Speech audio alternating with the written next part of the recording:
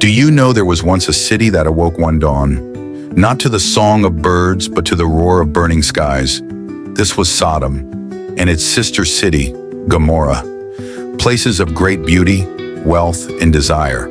Their towers glittered in the morning sun, their streets overflowed with laughter and sin. But behind every song, there was cruelty.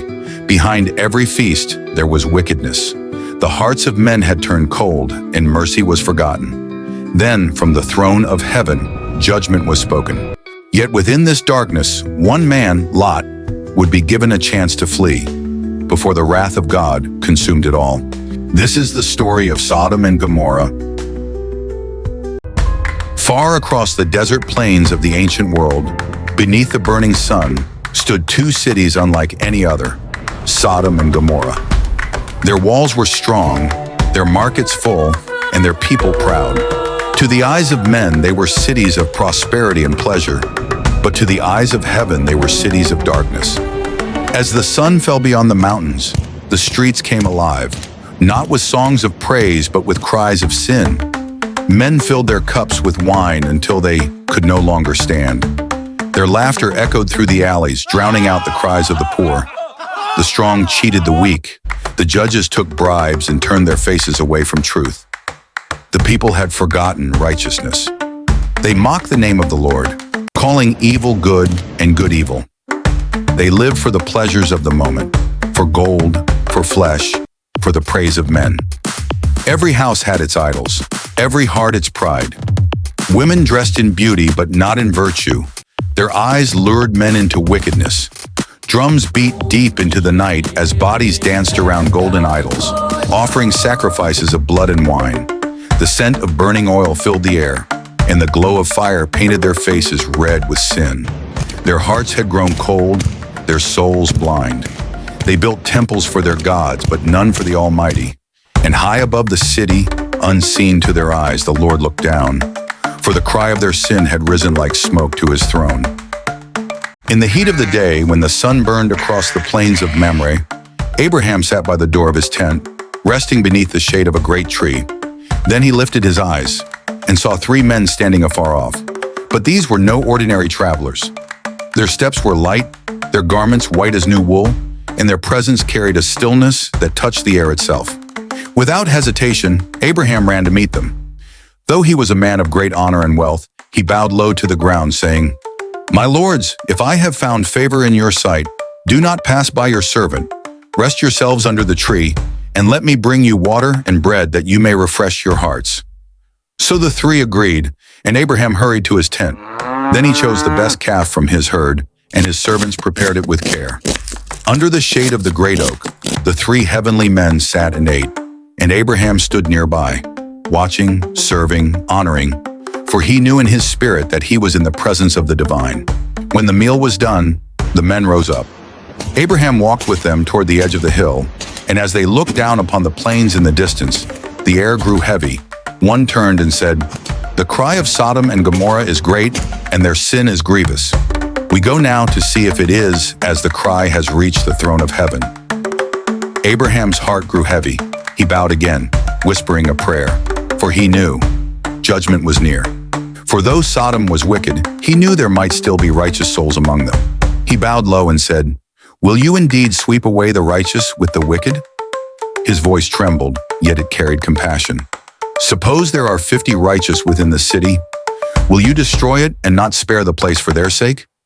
And the Lord answered through his messenger, "If I find 50 righteous within the city of Sodom, I will spare all for their sake."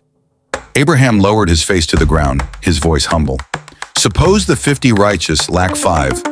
Will you destroy the city for the lack of 5? The messenger replied, "I will not destroy it if I find 45. Abraham's compassion deepened. "What if there are only 40? "I will not destroy it for 40's sake," came the reply. "What if 30? "I will not destroy it if I find 30. "What if 20? "I will not destroy it for 20's sake." And finally Abraham said with trembling lips, "Oh, let not the Lord be angry, and I will speak once more. What if only 10 are found there?" And the messenger of the Lord said, "For the sake of 10, I will not destroy it." Then there was silence. The wind whispered through the grass as Abraham bowed once more. The three visitors turned toward Sodom, their robes glowing like lightning beneath the gathering storm clouds. As the sun sank behind the hills, the city of Sodom was already alive with the sounds of sin. Men laughed drunkenly in the streets, music of mockery filled the air, and the cries of corruption rose like smoke to the heavens. And yet two heavenly messengers, clothed in radiant white, walked through its filth with calm and purpose. Their eyes glowed faintly, reflecting the holiness of the one who sent them. At the city gate sat a man named Lot, righteous but weary, his soul burdened by the sin that surrounded him daily. When his eyes met theirs, he felt the weight of their presence.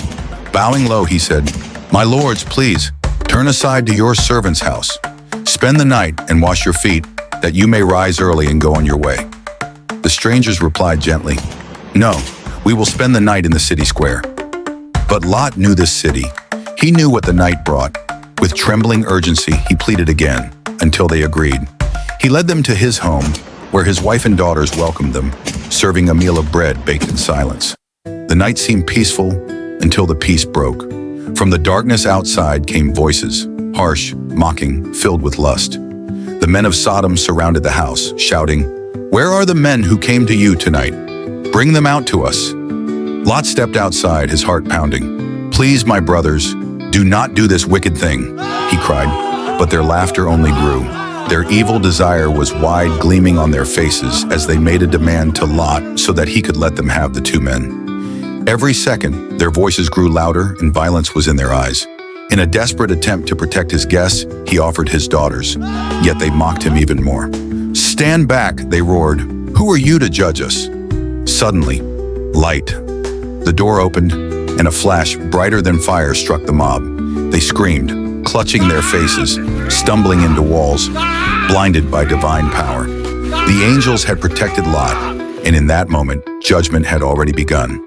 Inside, the messengers turned to Lot and said, "Gather your family. Leave this place, for the outcry of this city has reached the Lord, and its end has come." Inside his home, Lot pleaded with his sons-in-law, his voice trembling with urgency. "Get up! The Lord is about to destroy this city." But they laughed, thinking it was a joke. Their hearts were too hardened by the pleasures of Sodom to hear the voice of warning. As the first light touched the sky, the angels entered once more. Their faces shone with divine authority as they spoke to Lot. "Take your wife and your daughters and leave this place, for the Lord's wrath is about to fall." But Lot lingered, torn between obedience and attachment, between heaven's warning and earthly comfort. In mercy, the angels took hold of his hand, in the hands of his wife and daughters, and led them beyond the city walls. Then one angel turned to them and spoke in a voice that rolled like thunder. "Run for your lives! Do not look back! Do not stop in the plain! Escape to the mountains, or you will be destroyed." Lot, trembling, lifted his voice and said, "My Lord, please, I cannot flee to the mountains. Disaster may overtake me and I will die. Look, there is a small town nearby, isn't it? Let me flee there. It is only a little one, and my life will be spared." And the angel answered, "Very well, I grant you this favor too. Hurry and escape there, for I can do nothing until you reach it." Lot and his family hurried across the open plain, the sky behind them turning crimson with fury. Then from the heavens there came a rumble, deep and endless. Streams of fire poured down from above, raining upon the city like molten rivers.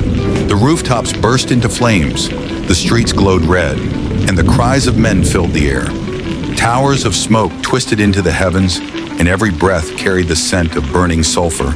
Houses made of stone melted like wax under the wrath of heaven.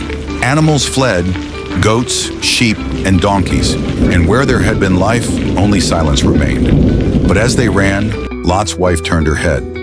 Perhaps it was curiosity, perhaps longing, but in that instant, she saw what no mortal should behold. The firestorm reflected in her eyes and her body stiffened. The wind roared around her as her flesh hardened into salt. A pillar standing alone in the desert, forever facing the ruin she could not leave behind. Lot and his daughters pressed on, tears burning their eyes as they climbed toward safety. Behind them, the cities of sin lay buried beneath the fire of heaven. Lot and his daughters reached a small town called Zoar. The sky still glowed red behind them, a reminder of what once was. Their feet were weary, their hearts heavy with loss. Yet mercy had spared them. Lot lifted his eyes to heaven and wept, knowing that though judgment had fallen, grace had followed him. And so, in Zoar, a name that means small, God gave him a small beginning, but a new chance at life. And so we learn not only a story from, but also a lesson to come as per the gospel according to 2 Peter chapter 2, verse 6. If by turning the cities of Sodom and Gomorrah to ashes, he condemned them to extinction, making them an example of what is going to happen to the ungodly, and so does also the book of Jude chapter 1, verse 7 reveal that in a similar way, Sodom and Gomorrah and the surrounding towns gave themselves up to sexual immorality and perversion. They serve as an example of those who suffer the punishment of eternal fire,